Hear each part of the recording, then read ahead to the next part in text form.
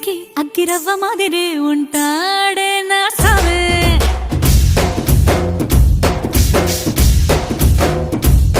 మెత్తాని పత్తి పువ్వుల మరే సంటాడే